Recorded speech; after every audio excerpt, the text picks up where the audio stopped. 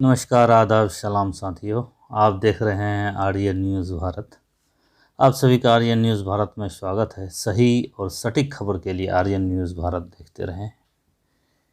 साथियों, अभी तक जो आर्यन न्यूज़ भारत को सब्सक्राइब नहीं किए हैं, जल्द से जल्द आर्यन न्यूज़ भारत को सब्सक्राइब करें। आपके बगल में जो सब्सक्राइब लाल अंक से लिखा हुआ है, उसे उंगली से टच कर देंगे तो वो सब्सक्राइब्ड हो जाएगा।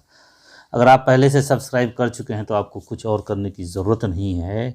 आप सभी वीडियोस को देखें, लाइक करें, शेयर करें और कमेंट सेक्शन में जाकर कमेंट करें। प्रधानमंत्री नरेंद्र मोदी आज उत्तराखंड में केदारनाथ मंदिर के दर्शन को पहुंचे। वहां भोलेनाथ का रुद्राभिषेक करने के बाद पीएम मोदी ने जनता को संबोधित किया। मोदी के संबोधन में ज़्यादातर हिस्सा वैसे अध्यात्म पर केंद्रित था, लेकिन राज्य में अगले साल होने वाले विधानसभा चुनाव को देखते हुए पीएम ने यहां अपनी सरकार की उपलब्धियां भी गिनाई। उत्तराखंड के युवाओं से यह भी कहा कि अब पहाड़ का पानी और जवानी दोनों उत्तराखंड के काम आएंगे।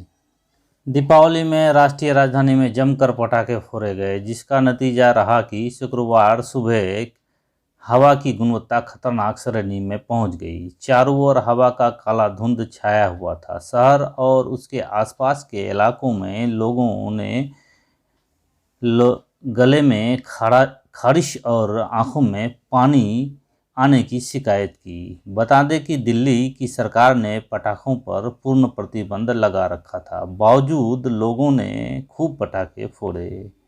शहर का एयर क्वालिटी इंडेक्स कल शाम 4 बजे 382 स्तर पर था। वहीं रात 8 बजे तक कम तापमान और हवा की गति के कारण गंभीर श्रेणी में प्रवेश कर गया। वहीं दीपावली के बाद दिल्ली एनसीआर में प्रदूषण बढ़ने के मसले पर दिल्ली सरकार के पर्यावरण मंत्री गोपाल राय ने अजीबोगरीब बात कही है। गोपाल राय ने कहा, दीपावली की रात बीजेपी वाले ने जानबूझकर बम पटाखे चलवाए हैं ताकि दिल्ली सरकार को बदनाम किया जा सके। उन्होंने कहा कि हम उन दिल्ली वासियों को धन्यवाद देते हैं जिन्होंने बम पटाखे नहीं चलाए। कुछ थोड़े से लोगों ने बम पटाखे चलाए, जिसका असर दिल्ली के प्रदूषण पर दिखा है।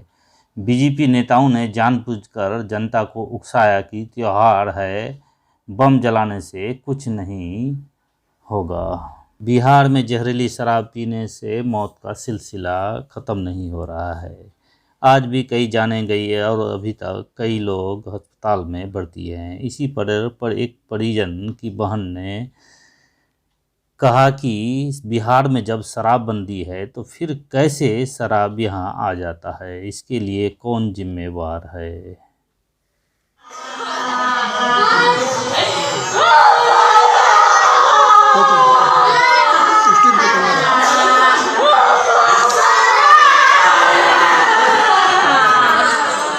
वहीं इस पर बिहार सरकार के पर्यटन मंत्री सह नौतन विधायक नारायण प्रसाद ने क्षेत्र में जहरीली शराब पीने से संदिग्ध मौत के मामले में अपना बयान दिया है। मंत्री ने आखिरकार स्वीकार किया कि प्रदेश में चोरी छिपे शराब का निर्माण किया जा रहा है और इसकी बिक्री की जा रही है। उन्होंने कहा कि जिम्मेदारी तय होने पर दोषियों को चिन्हित करके सख्त कार्रवाई की जाएगी। मंत्री ने कहा कि कहां लगाएंगे पुलिस।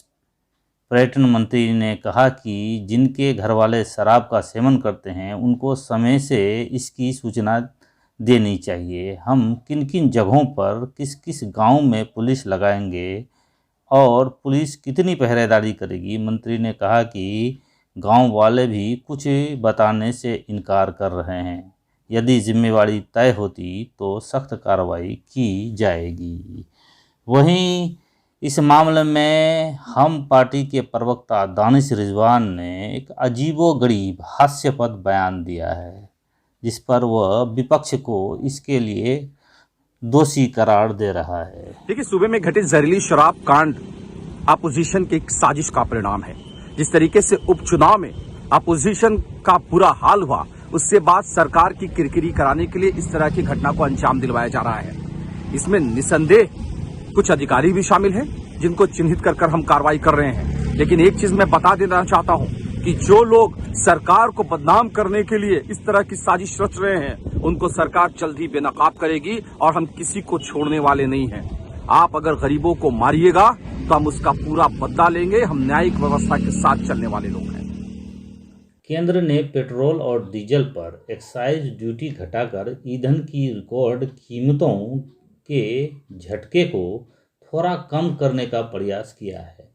इसके चलते महंगाई की मार से जूझ रही आम जनता को थोड़ी राहत मिलने की उम्मीद है। केंद्र के फैसले के बाद राज्य भी वैट घटा रहे हैं। इसी बीच पेट्रोल डीजल पर वैट घटाने को लेकर बीजेपी और विपक्षी पार्टियों में सियासी जंग शुरू हो गई है। बीजेपी के वरिष्ठ नेता और राज्यसभा सांसद सुशील कुमार मोदी, देवेंद्र फडणवीस और कर्नाटक बीजेपी ने विपक्ष शासित राज्यों से वैट में कटौती करने की मांग कही है। बिहार के पूर्व उप मुख्यमंत्री सुशील कुमार मोदी ने कहा, एनडीए शासित राज्यों ने वैट में भारी कमी की। अब कांग्रेस और अन्य दल शासित राज्यों को ऐसा करने की जरूरत है। आप देख रहे हैं आर्यन न्यूज़ भारत। आप सभी का आर्यन न्यूज़ भारत में पुनः एक बार स्वागत है। साथियों, आपसे रिक्वेस्ट है, अनुरोध है कि जो अभी तक आर्यन न्यूज़ भारत को सब्सक्राइब नहीं किए हैं, जल्द से जल्द सब्सक्राइब कर लें।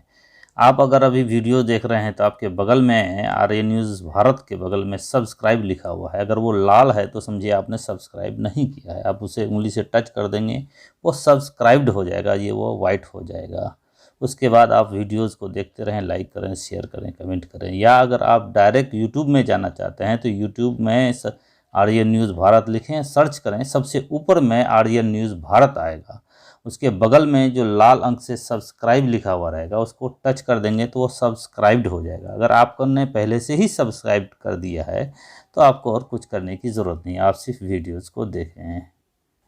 छत्तीसगढ़ के मुख्यमंत्री भूपेश बघेल दिवाली के बाद गोवर्धन पूजा के दौरान मनाए जाने वाले गौरा गौरी उत्सव में शामिल हुए और उन्होंने कुश यानी घास से बने सोटे का प्रहार सहा। राज्य के जनसंपर्क विभाग के अधिकारी ने शुक्रवार को यहां बताया कि परंपरा के मुताबिक मुख्यमंत्री बघेल राज्य के कल्याण और विघ्नों के नाश की कामना की पूर्ति के लिए प्रतिवर्ष कुश से बने सोटे का प्रहार सहते हैं। उन्होंने शुक्रवार को दुर्ग जिले के जंजगिरी गांव में यह परंपरा निभाई। यहां के ग्रामीण वीरेंद्र ठाकुर ने उन पर सोटे का प्रहार किया।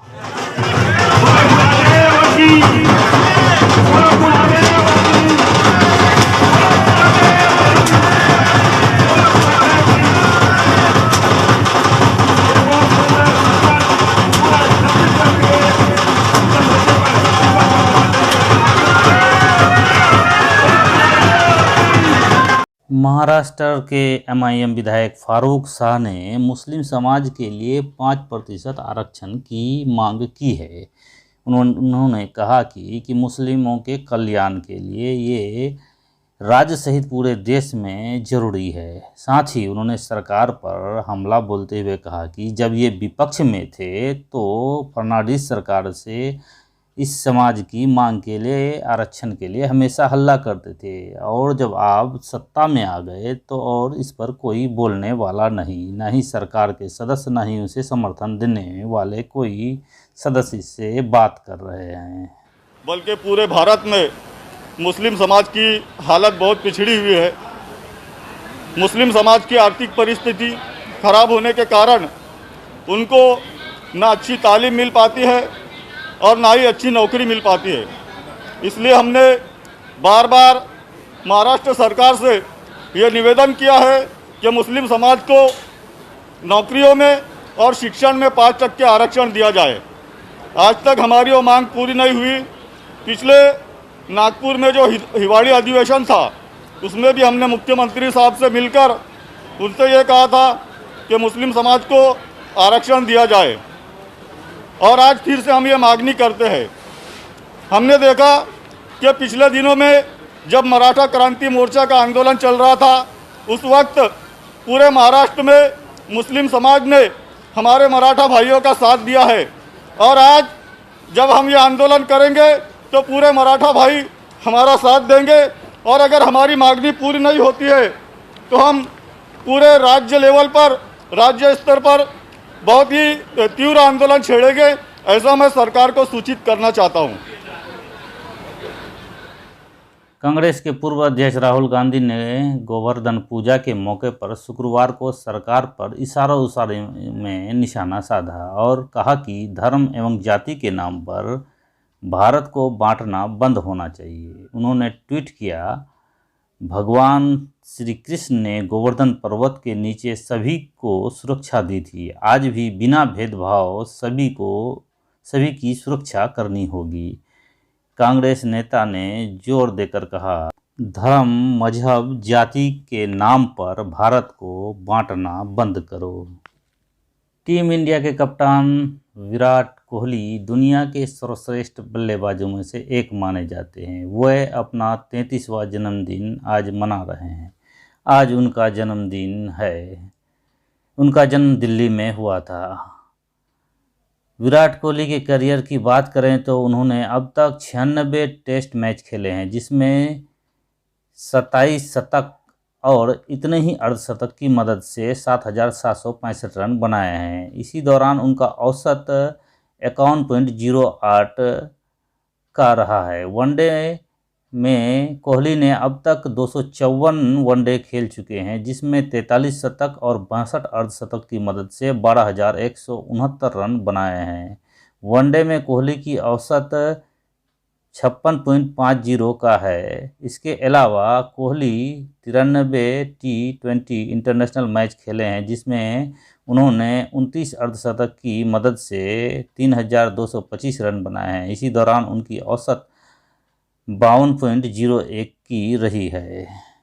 इसी के साथ ही आज का मुख्य समाचार समाप्त होता है। साथियों, आप सभी से रिक्वेस्ट है, जो अभी तक हमारे चैनल RA न्यूज़ भारत को सब्सक्राइब नहीं किए हैं, जल्द से जल्द सब्सक्राइब करें। वीडियोस देखने के लिए धन्यवाद, बहुत बहुत धन्यवाद। साथियों, चैनल को सब्सक्राइब करें और बेल आइकन को दबा दें।